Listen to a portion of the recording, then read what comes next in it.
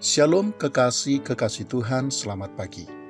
Firman Tuhan di dalam surat Yakobus pasal yang keempat, ayat yang ke-9 sampai dengan ayat yang ke-10 berkata, "Sadarilah kemalanganmu, berdukacita dan merataplah.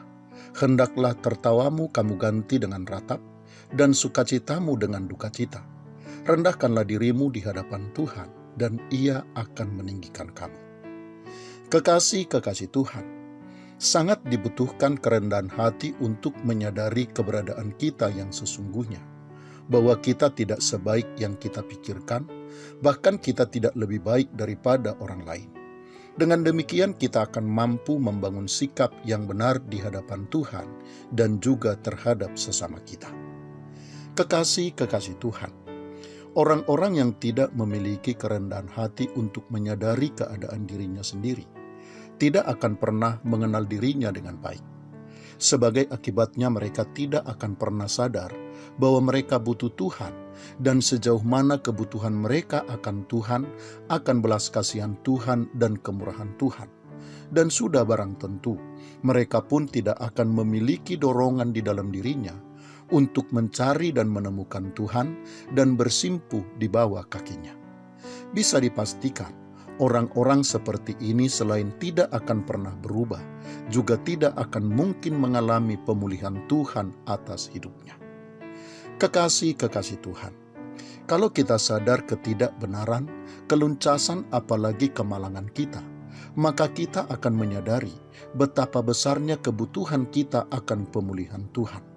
Karena itu tentu kita akan terdorong untuk mencari Tuhan dan berharap kemurahan-Nya dan kasih-Nya memulihkan dan mengubah kita.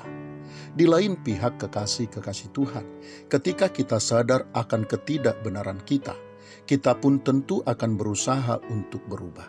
Sehingga antara kemurahan dan kasih Tuhan serta kerinduan kita untuk diubahkan oleh Tuhan akan bertemu dengan usaha kita untuk mengubah diri kita.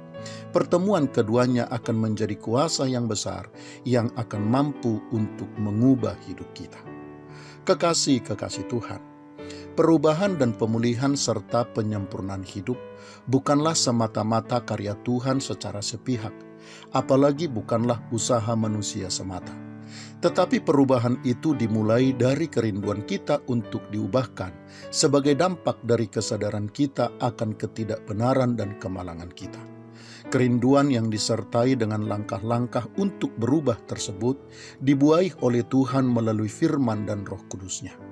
Itulah sebabnya kekasih Tuhan, kita perlu menyadari bahwa Tuhan hanya akan mengerjakan pemulihan di dalam diri kita kalau kita rindu untuk dipulihkan dan saat kita sudah mulai melakukan langkah-langkah untuk berubah. Selamat pagi, Tuhan Yesus memberkati. Shalom.